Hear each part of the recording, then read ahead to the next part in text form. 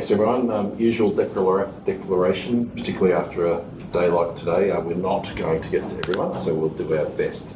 Australian captain Pat Cummins here to answer your questions after today's fourth NRMA Insurance Test match. Ollie.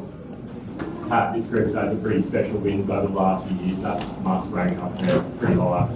That's it, yeah. Just about everyone was walking off trying to work out where it sits. I reckon that's right at the top. Yeah, Edgbaston was pretty special, and I reckon that's pretty much on par. That was amazing. So, yes? Just following up on that, in terms of how this Test match has panned out, 5 days, quite crowded atmosphere, how it all happened, if someone wanted to say. Yeah, I think it's just probably, when you take all that into account, it's probably the best Test match I've been involved in terms of, 80-odd thousand in the first 3 days. Don't know what the crowd was today, but it was huge. Felt like it swinged a lot as well. Never felt like it was, we were so far ahead of the game that it was, a win looked certain. So overall, just, one of those great wins. So, do you have one? Yes.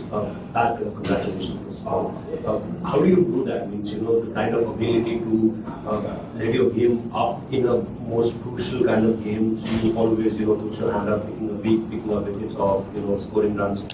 What especially you do? I'm not sure. I mean, I try it all the time. Sometimes it works out, sometimes it doesn't. That's one of the things I love about our group at the moment is there's so many people in there that want to be the match winner.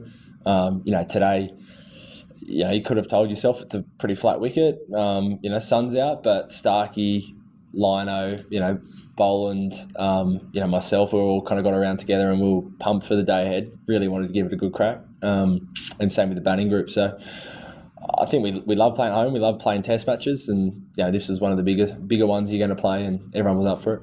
Dan, up the back. Pat, can you talk through the Jaiswal dismissal from your perspective and how that played out from the DRS?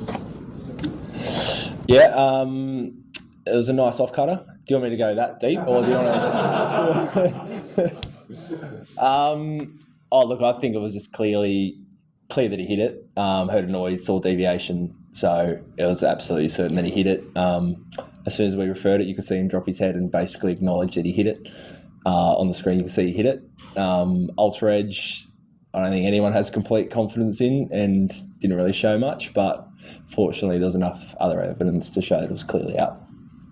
Right here, Pat, there's been a few instances over the years when you have run out of time or haven't quite had enough overs to run with it. Like, what was the thinking behind the batting on this morning? Was it a... Woo-wee. Watching YouTube.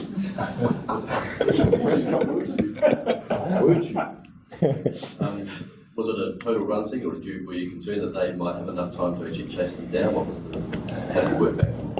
Yeah, a bit of all that, to be honest. I thought the wicket was pretty good. You saw our tail bat reasonably comfortably on it. So I felt like we needed at least 300 odd. It wasn't playing too much tricks. You saw today, didn't really spin heaps, didn't play too many tricks. So, I thought there was still enough time. We got 90 odd overs. That gives us, gave us 12 overs or 11 overs with the new ball, potentially second new ball today. So I felt like there was enough time, and also felt like, the way it played out, we had a good first session, and it kind of took the win out of the the equation for them. Then we could really go in for the attack with plenty of catches and didn't have to worry about the runs as much. The Jaiswal dismissal, but also the first video of the LP. What was your reaction to that? At the time, that looked pivotal. Oh, the Starkey one? Yeah, I thought it was really close. Starkey really liked it. Kez thought it was a very good chance of hitting a lot of leg stump. So on first look, I thought out, and then must have been close. Must have been millimetres. Pat, can you just talk, I guess, through you and Mitch Stark working through this Test match? Obviously, he's been a bit sore. He put in a big burst. I think he had his arm around him a couple of times when he was shaking his head or grumbling about something. So just talk me through that. Yeah, that was the recognition of, I think every fast bowler knows it, the first ball of a spell. When you're a bit sore, it always hurts a little bit more. So, I'm pretty confident he'll be fine. We'll reassess in a couple of days, but he's managing a couple of sore bits. Well, I think mainly one sore bit looked like on his ribs or something. But he's a warrior. He gets through. His pace didn't drop off. He never even contemplates not being an option to bowl. Other than being in pain, he's fully fit and available.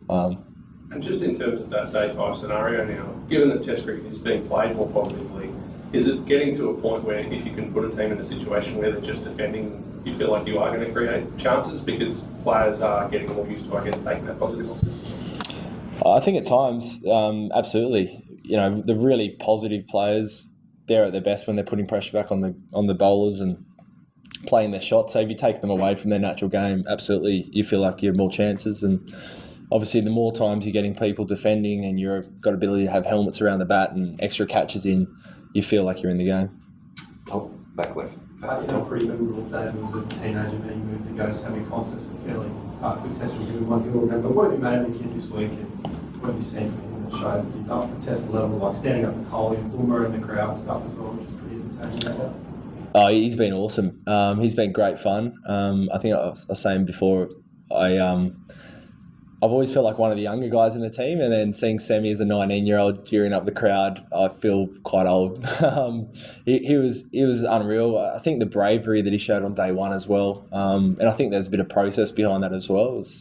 I could hang around here and probably wait for, to nick a ball to the slip, or I can try and put some pressure back on the bowler and take the game on. And he's got that no fear kind of mindset, which is amazing, and hope he keeps on to that. I really love what he's brought to the team.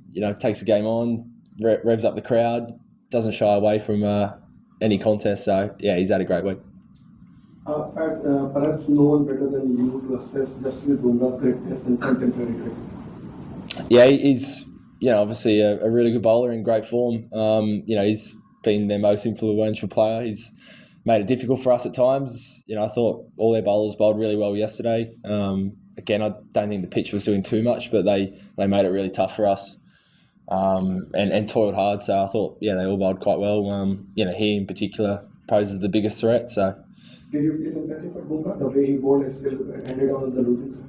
Empathy? Empathy for him. Not too much, no. Louis? Can I ask you two bits about the Sharks dismissal just up to Sam? First of all, he's surprised with the shot play and second of all, can you clear up what Travis' celebration was about? I didn't see his celebration. What was it? I don't want to show you.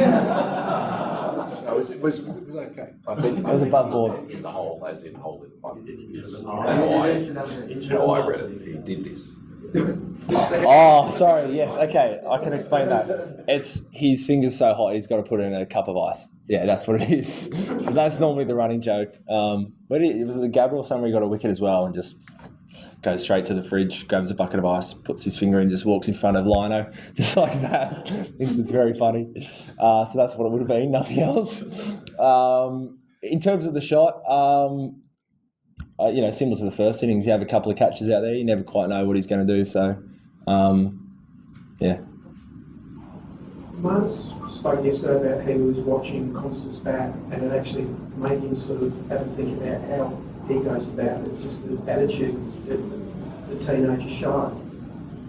Is it too much to understate the effect that it had on the team when he did on the first day? Just it seemed to, was he gets a 50, go to 6th round of the league of the team, just to start something? Yeah. What are your thoughts on that as captain? Yeah, I would agree. I think, it wasn't just the runs he scored, it's the way he scored them. Uzi looked really fluent down the other end as well. They're rotating the strike, which doesn't always happen. You can get stuck down an end. And then, I think you see everyone else be out there and starts being proactive. And absolutely, I think he set up that first morning for us, probably that whole day, that whole innings.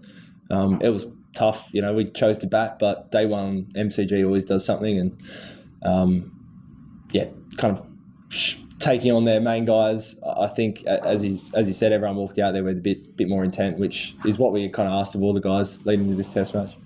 2 more, go here and finish off here.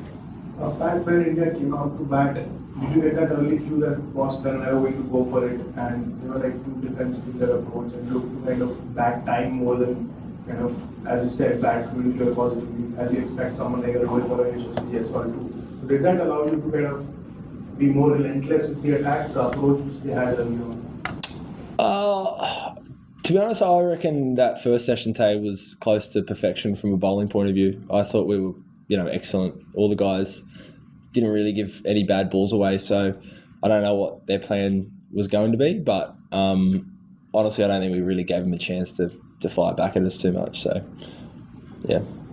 On the right here, Courtney over here. So how do you balance that, I suppose, the adulation, or that being one of the great test matches that you've played in, to them knowing that the job's not done, they have got to turn around for the win. What do you do tonight and the next couple of days to maintain that focus, I suppose? Yeah, I mean, it's a short turnaround, so I think we'll definitely savour this one. You work so hard over 5 days to win a test match like this, and I'm sure there'll be a lot of sitting around tonight, and a couple of boys might have a beer, some others might not have, water and some protein shakes and an early night, but we'll save this for a couple of hours at least, and then it'll be recovery for the next few days. I'm sure the batters will have a hit. The bowlers, I dare say, will be very light on, and then you gear up again for the last test of the summer. So mix of happiness and rest, I reckon, the next 3 days. Thanks, everyone. Thank you. Thank you.